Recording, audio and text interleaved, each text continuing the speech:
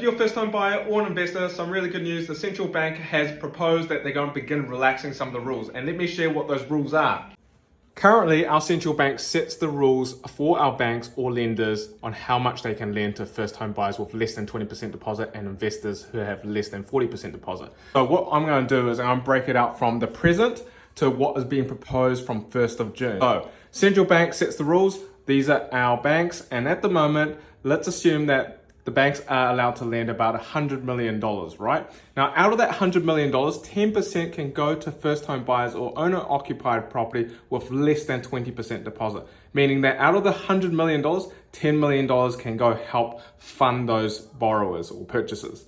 Then they've got another 5% of this $100 million can go to investors that don't have 40% deposit, meaning that out of the $100 million, $5 million can go to the investors.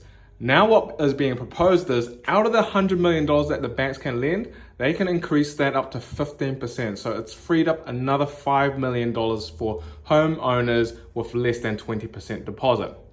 And the investors haven't changed on this limit, but the deposit required has decreased from 40% down to 35%.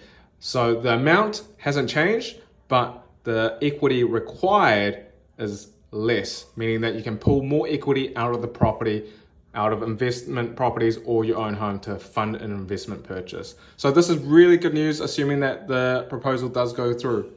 However, the central bank doesn't lend money to everyday consumers like us. It's the major banks or lenders out there. So ultimately, even if the rules relax, it's up to those banks to make the decision if they want to relax them too, because they're the ones lending the money to us. I'm a financial engineer. I'm all about mortgages and personal finance tips.